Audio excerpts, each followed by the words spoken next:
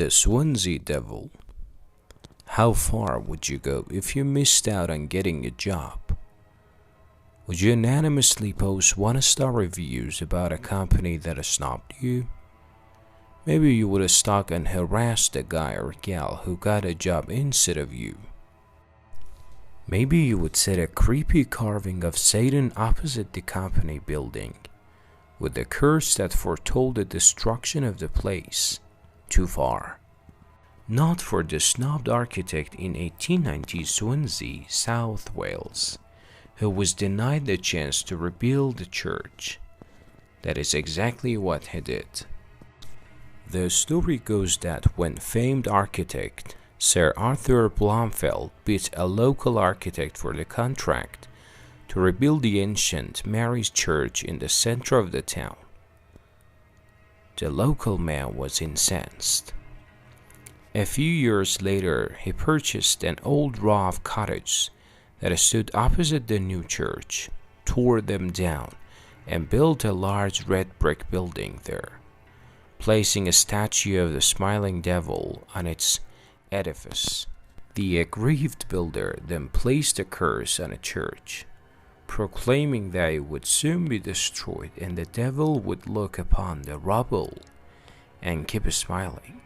During the Blitz, Swansea was targeted by the Luftwaffe. St. Maurice took a direct hit, allowing the cure to be true. Now the devil is a quirky landmark in Wales' second city, peeping out at shoppers from a window at the Quadrant shopping center.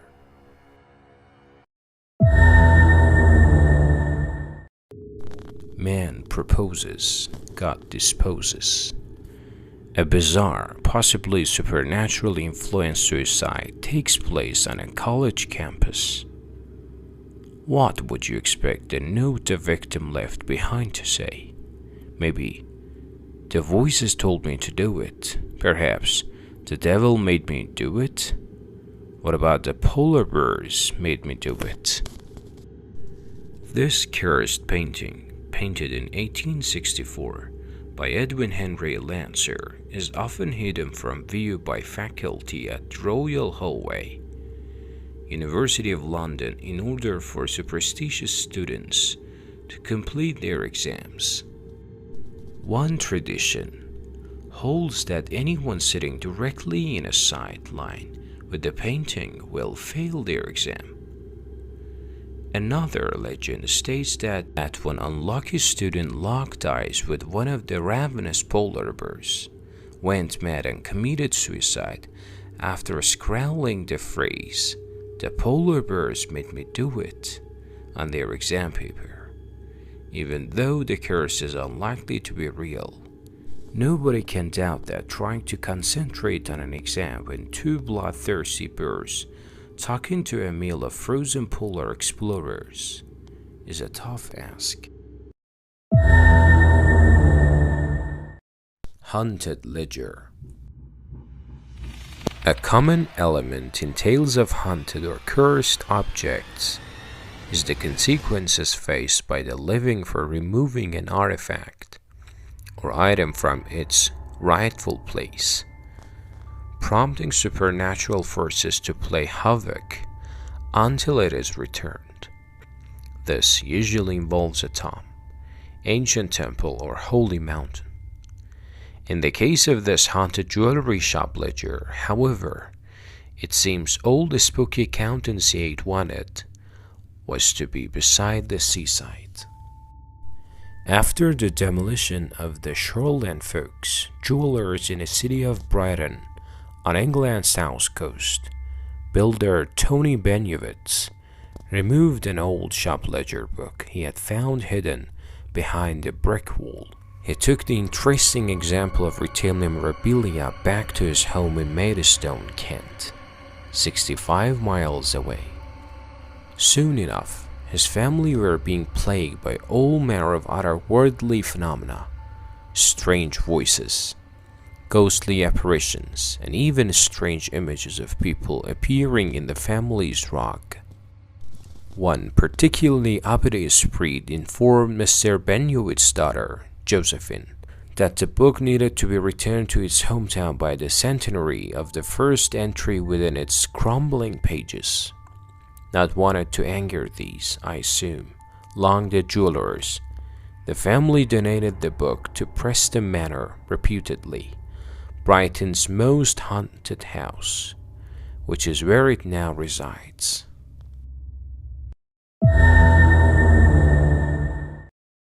Any sweater given to a partner. It must be hard being a knitting enthusiast, is a sentence nobody ever said.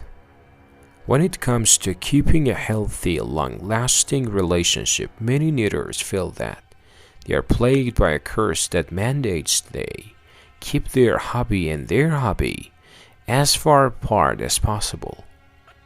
The notorious sweater curse is the notion that when a knitter decides to craft a gift for their significant other as a gift, they all but guarantee that the relationship will come to a premature end, as opposed to suggesting some supernatural origin to this jinx.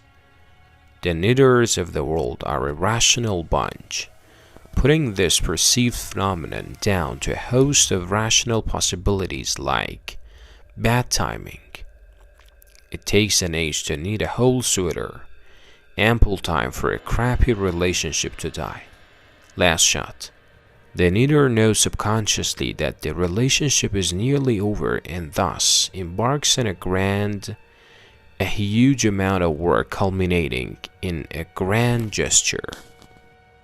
There are, of course, myriad other reasons, but the rule of thumb remains. If you love him or her, for God's sake, don't knit them a sweater.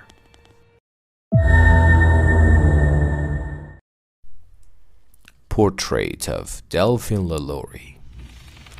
The evils perpetrated by notorious New Orleans slave owner Delphine LaLaurie have been discussed many times on listeners, quite rightly singling her out as one of history's most evil women. It is no surprise, then, that the unspeakable crimes she committed have catapulted her into the realms of dark folklore and urban legend. In the 1990s, the residents of an apartment building which stands on the spot that LaLaurie's infamous Chamber of Horrors once stood, decided to pool their assets and brighten up the communal spaces with some nice new artworks. What better way could there be to achieve this goal than to commission local artist Riccardo Pistanio to paint him a portrait of a notable local celebrity? Who could this be?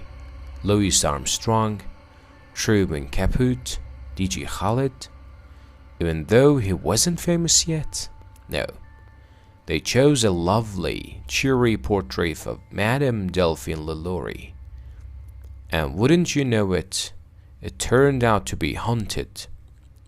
Cue a series of bone-chilling encounters with the ghosts of LaLaurie, culminating in the portrait being taken down, covered up and stored away securely. Maybe pick a nicer subject for a communal art next time. Perhaps a jolly picture of a smiling clown